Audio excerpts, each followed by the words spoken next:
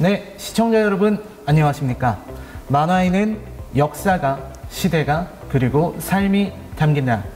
만화의 역사 그 자체라 할 수 있는 만화계의 위대한 작가를 모시고 이야기를 들어보는 시간, 마스터 클래스 진행을 맡은 라이너입니다. 안녕하십니까?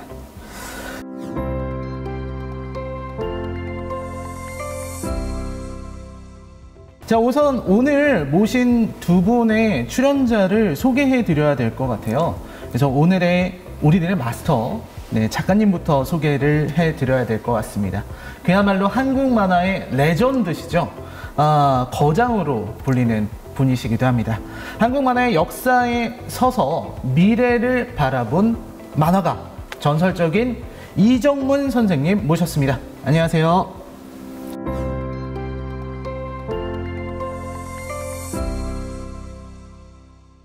만화가 이정문입니다. 만화를 데뷔한 지가 어느덧 61년이 됐거든요. 1959년도에 만화 심술쟁이를 가지고 나와서 지금까지 그 심술쟁이만 우어먹고 있는 만화가예요. 여러분들이 잘 아는 그 심술쟁이 중에서 심술통이 가장 좀 제일 대표적으로 할 수 있고, SF 만화로서는 이제 요거 철인 강타오, 요것도 29 그렇습니다. 한국 만화의 역사라고 할 수 있는 이 만화박물관에 지금 저희가 철인 캉타우 조형물 앞에서 방송을 진행하고 있습니다. 자, 이정문 선생님 옆에 앉아 계신 오늘 또 한 분의 선생님을 소개해 드려야 될 것 같습니다. 과학과 사람들 대표로 계신 원종우 선생님 모셨습니다.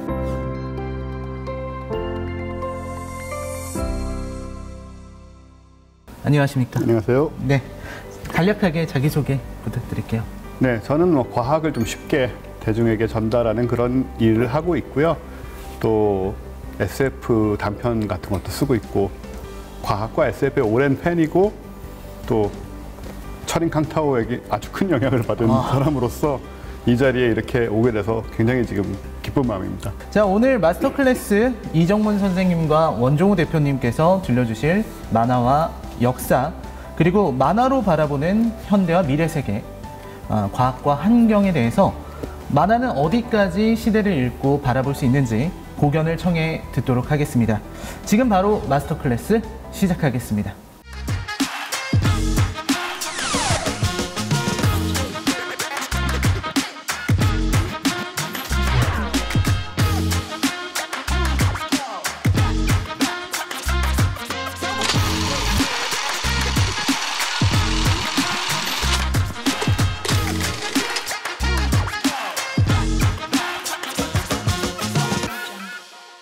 자, 우선 저는 오늘 이정문 선생님에게 듣고 싶은 얘기가 되게 많아요.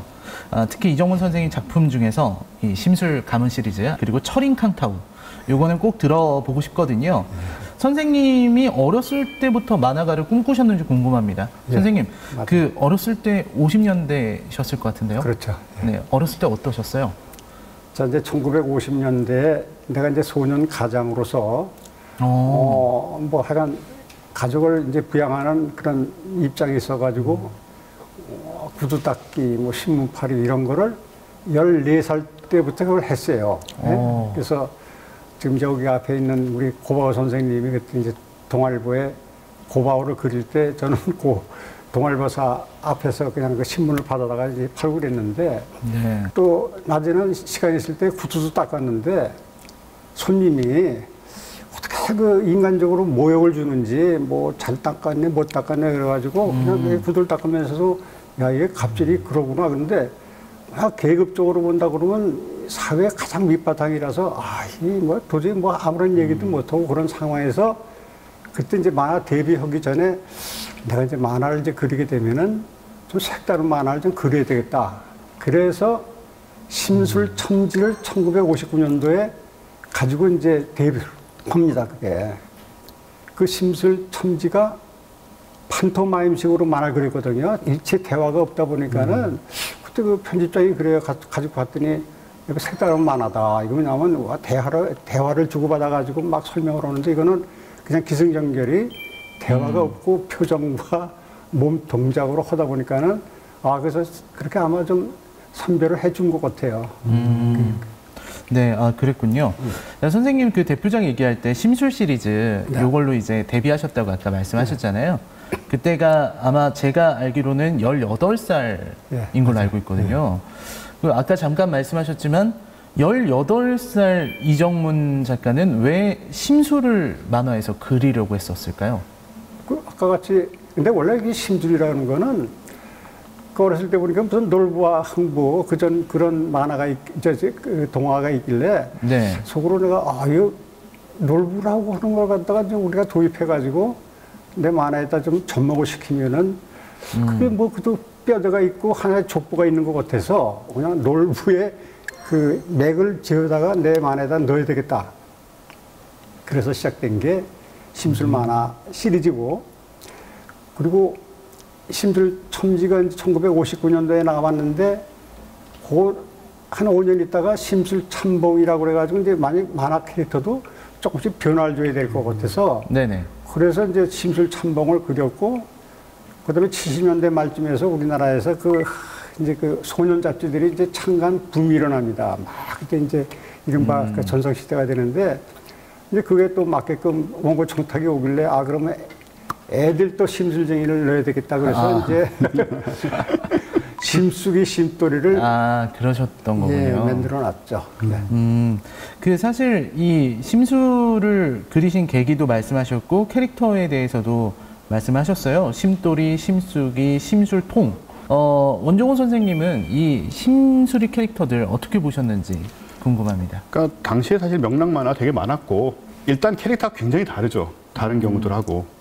다른 경우들은 이제 명락 만화 하면 크게 두 개로 나뉘는 것 같아요. 하나는 좀 뭐 진지하고 좀 바른 캐릭터든가 아니면 그냥 말썽쟁이 있지 않습니까? 네네네네. 온갖 말썽을 부리고 다니고 그러다가 뭐 모험에도 뛰어들고 이런 캐릭터들이 많이 있었는데 이 심술 캐릭터들은 심술로 일관하잖아요. 그래서 네, 골탕을 먹이려고 하는 거거든요. 골탕을 먹이려고 하고 때로는 이제 어른들을 응징하는 그런 네네네. 모습들 같은 게 항상 일관된 모습이라 그때 보면서도 아직도 기억이 나는데 이 캐릭터는 참 다른 애들하고는 다른 어린이 캐릭터다라는 생각을 했었어요. 그 생긴 것도 그렇고 네. 생긴 것도 그 이정문 작가님의 그 그림체가 있잖아요. 예, 그 특유의 그림체가 또 다른 작가님하고 확연히 구분되는 부분이 있어서 그런 것들이 사실은 그 캐릭터의 생명력을 굉장히 많이 살려놨고 또 지금까지도 유지되는 그런 힘이 이미 그때부터 되지 않았나 그런 생각을 하게 되죠. 이 그림체에 대해서도 전 좀 궁금합니다. 어떻게 이런 식의 그림을 그리시게 된 건가요? 어떤 그 캐릭터를 하게 되면은 남의 걸 좀 모방을 해가지고 이렇게 믹서를 하는데 나는 이제 해가 한 가지 만화체 가지고 시종일관 해야 되겠다. 그래서 지금도 이제 결국 뭐 어디 가서 볼 때 누구 거 뭐 모작을 했다든가 뭐 도작을 했다든가 또는 뭐 그 내용을 어디서 뭐 따왔다든가 이게 없는 그냥 순수하게 결국 내가 죽을 때 그냥 부끄럼 없는 만화를 내가 그려야 되겠다. 뭐 좀 주제는 없는 얘기지만은 그렇게 해서 한 게 그 심술 만화인데 심술 만화도 그때마다 시류를 따라가서 할 수밖에 없는 게 1986년도 스포츠 서울이 이제 창간이 되는데 편집장이 뭐 나한테 원고 청탁이 왔는데 네. 뭐 좀 하나 해달라고 해서 이제 그 심술통을 원래가 심술턱이었었어요. 그 제목이. 심술턱.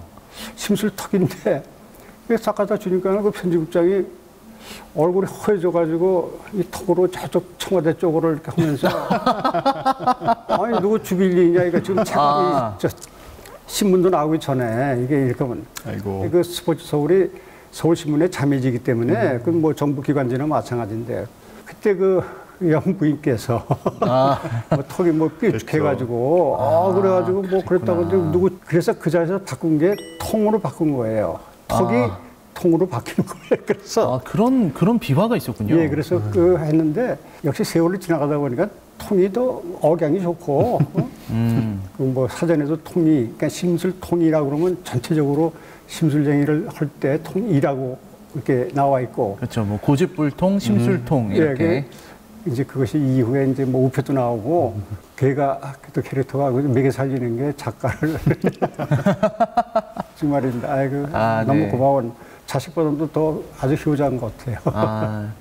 자 이제 사실 이 이야기를 하지 않을 수가 없습니다. 바로 대표작 중 한 작품이죠. 예, 우리 뒤에 있는 바로 이 친구입니다. 철인 캉타오입니다. 네, 원종호 대표님이 눈빛을 반짝이며 보셨던 그런 작품이기도 한데요. 우리나라 거대 로봇 만화의 어떤 전설이면서 원조 중 하나로 통하는 그런 작품이라고 볼 수 있을 것 같아요. 제작 비화를 청해 듣기 전에 먼저 원종호 대표님 이야기부터 들어보겠습니다. 원 대표님 철인 캉타오 팬이라고 말씀하셨습니다. 어떤 작품입니까? 일단 뭐 그 당시에 자란 소년들, 뭐 소년들의 경우는 제가 잘 교류가 없어서 당시에 모르겠습니다만 소년들의 경우에는 팬이 아닌 사람이 없다고 보여지죠. 네, 없다고 생각이 되고, 근데 그 시절에 이제 로봇 만화, 특히 책으로 된 만화라고 한다면 없었으니까요. 또 국내 작품이라는 게 거의. 기억나는 게 이제 캉타오하고 그 고유성 작가님의 로보트킹이라고 하는 그 두 작품 정도 외에는 생각이 나는 것도 없는데 사실. 네.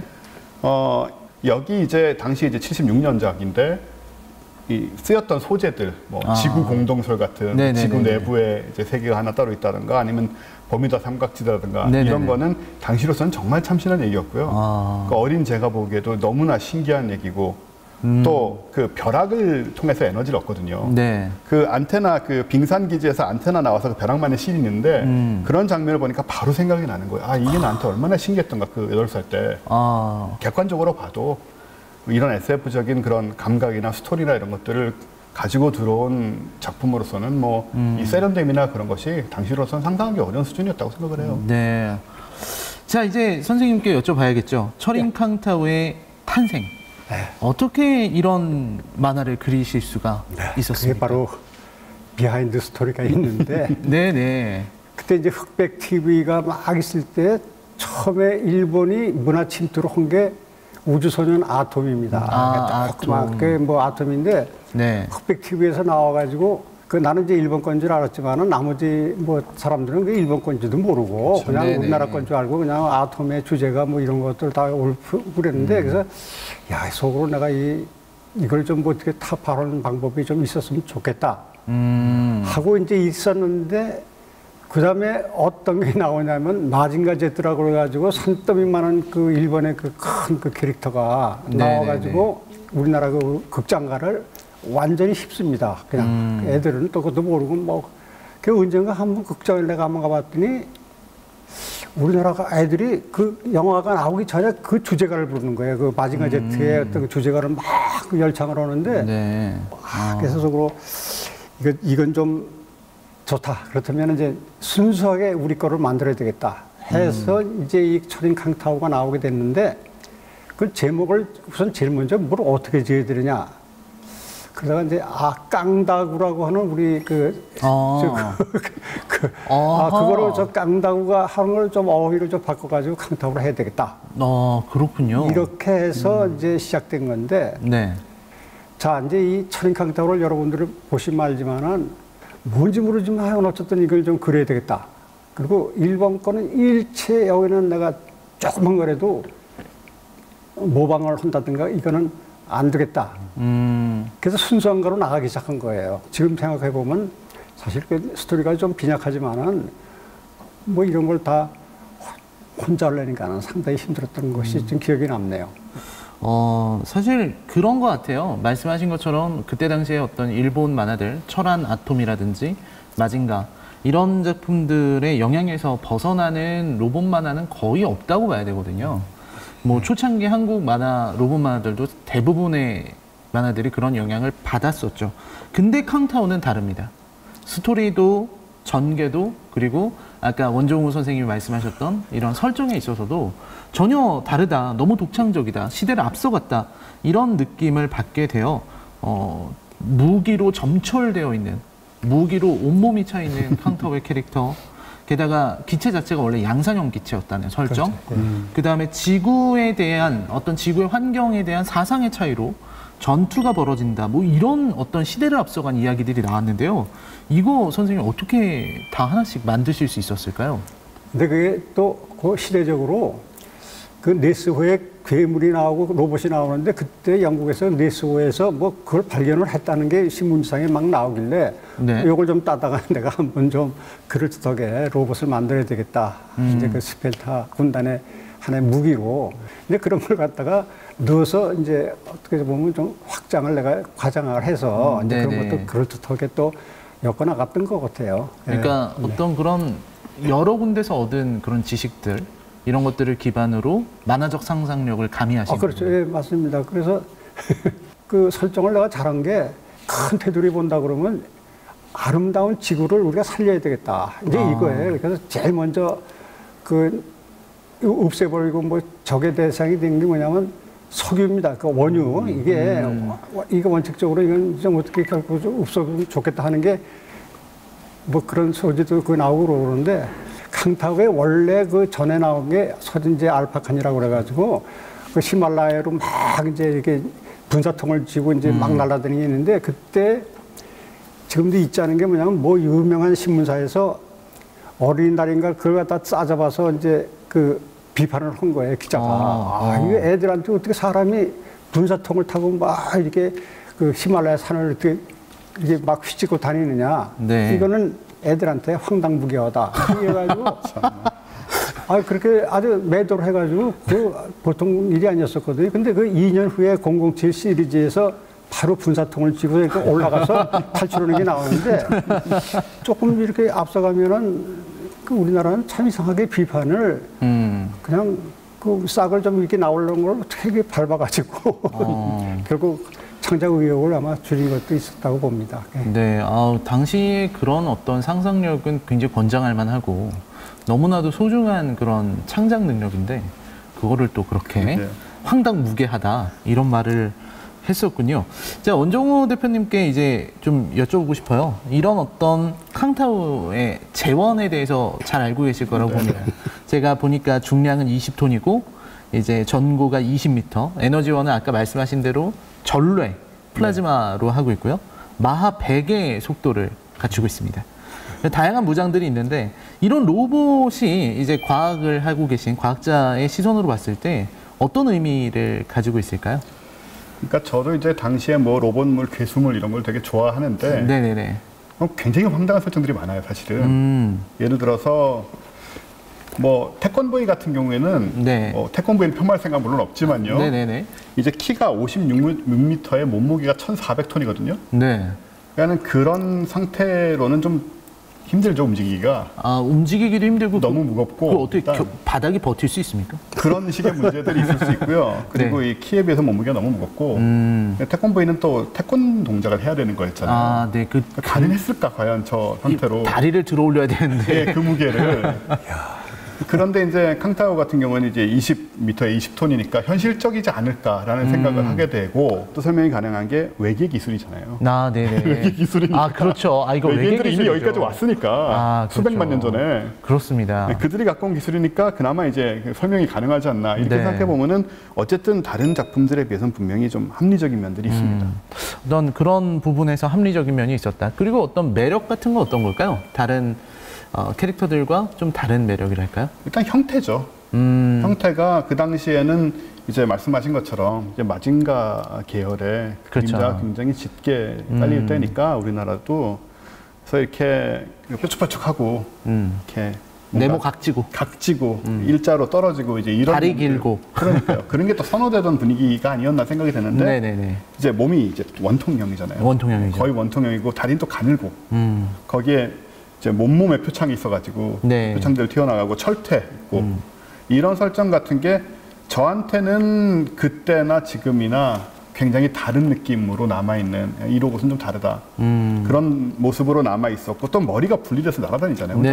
그런 장면들도 그렇고 그래서 그런 점에 있어서도 뭐 그게 뭐 과학적이고 아니고 얘기를 할 이유는 없겠지만 어쨌든 다른 로봇들하고는 다른 느낌으로 그때도 그렇고 지금도 남아있다. 그런 것들이 굉장히 좀 강점이었다고 생각을 해요. 네, 그런 면에서 사실 캉타우는 말씀하셨던 것처럼 굉장히 깡다구가 있어 보이는 그런 모습이기도 하고 또 어떻게 보면은 이런 모습이 좀 더 전투력 측면에서는 더 효율적이지 않을까 하는 생각을 했었거든요. 선생님께서 말씀하신 이런 캉타우의 등장 그리고 상상력 정말 대단한데 사실 그 전에 캉타우가 나오기 전에 이런 상상이 가능했었던 배경이 있었습니다. 이것도 인터넷에서 굉장히 화제가 됐던 거거든요. 이정문 선생님께서 미래 세계를 완벽하게 예언을 하셨습니다. 그것도 무려 1965년에요. 학생 과학 잡지의 의뢰로 그렸던 그 만화 그림이 한 장이 있습니다. 서기 2000년대의 미래를 상상한 그림이에요. 제가 그걸 보면서 정말 소름이 돋았습니다. 선생님 어떻게 이런 게 가능한 거죠? 자, 그러니까 1965년도 내가 이제 군대 갔다가 제대하고 나왔던 해인데 네. 그로부터 35년 후가 이제 서기 2000년인데 뭐 이런 거를 좀 어떻게 해달라고 그래서 자, 그래서 그럼 앞으로 35년 후에 세상이 이렇게 변할 것이다 하는 걸 갖다가 이제 상상하기 시작한 건데 그때 그리게 된 그 동기가 있습니다.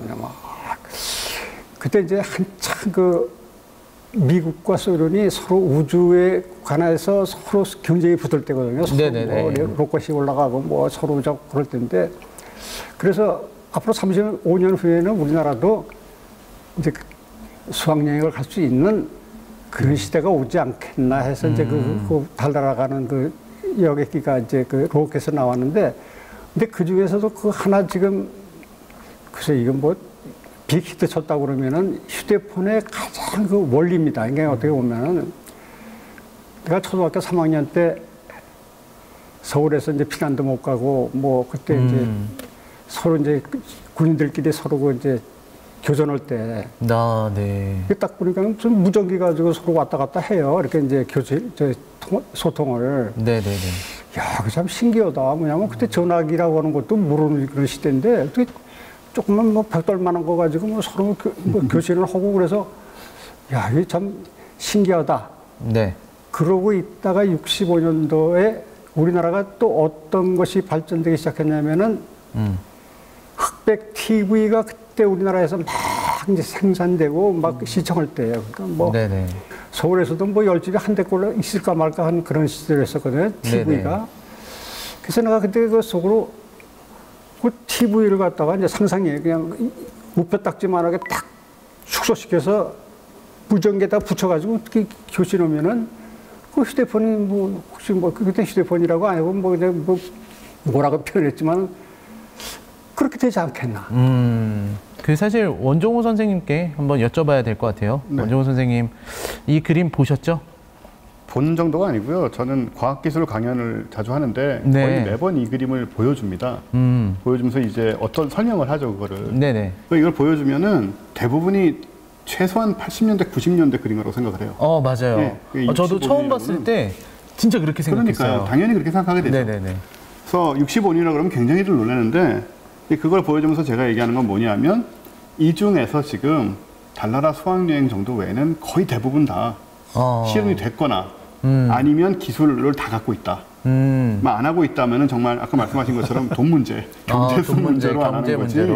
이걸 지금 하려고 하면 못하는 게 하나도 없고 1980년대까지도 과학자들, SF 작가, 심지어 미래학자들도 21세기에 그 방향으로 세계가 갈 거라고 예측을 못했어요.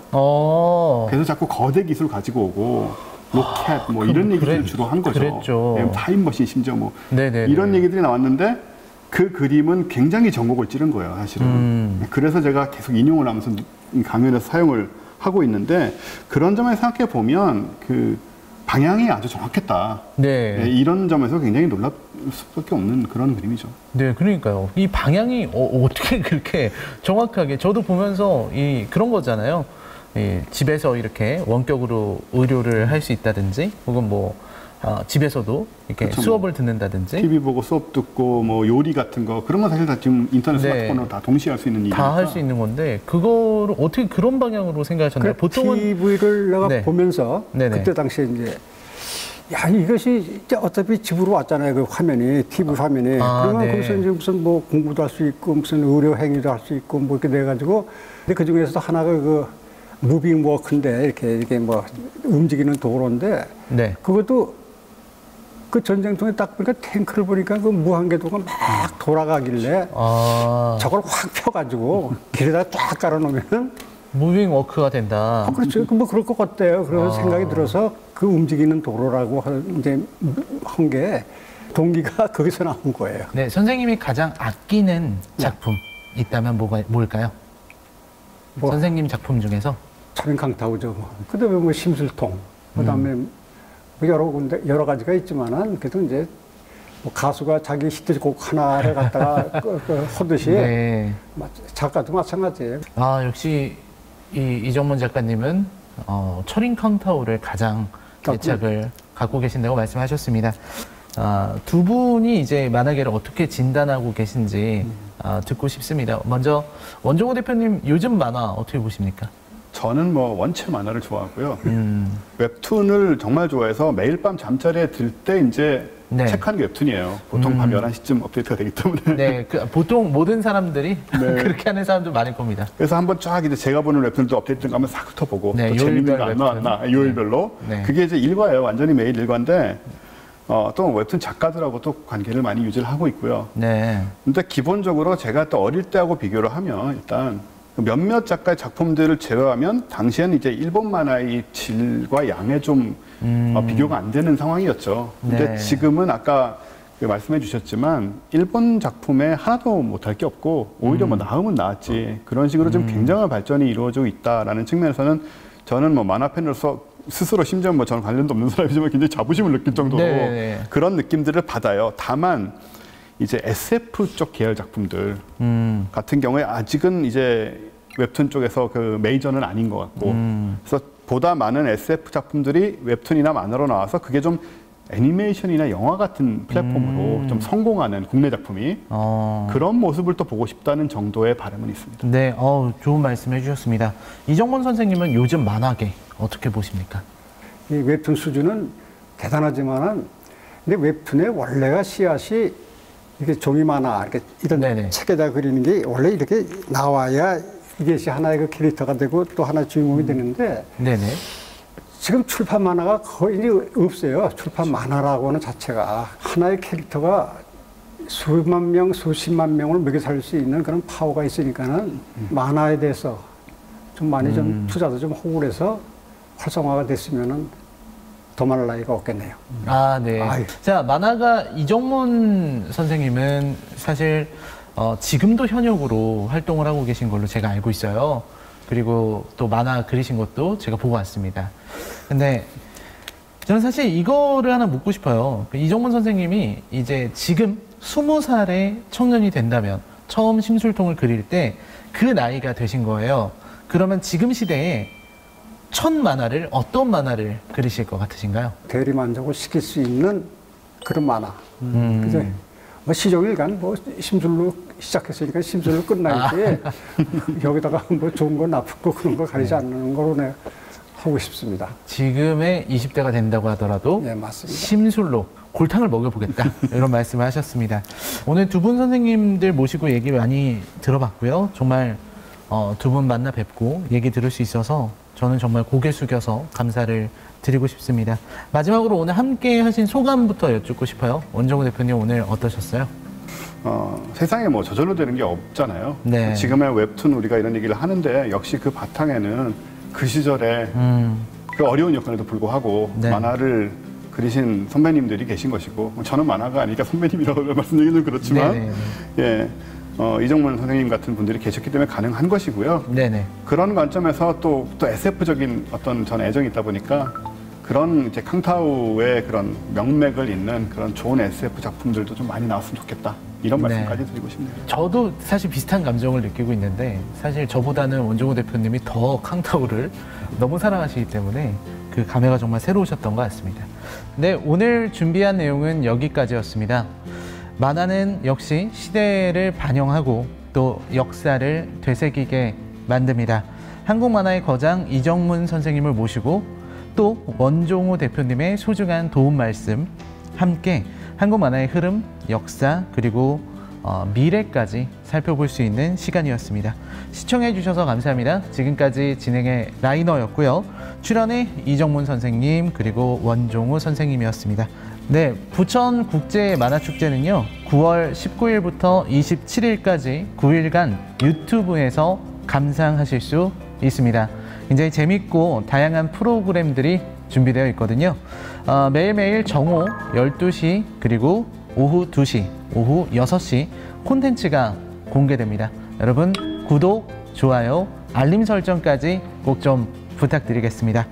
언제 어디서나 만화 2020 부천 국제 만화축제 파이팅! 화이팅! 화이팅!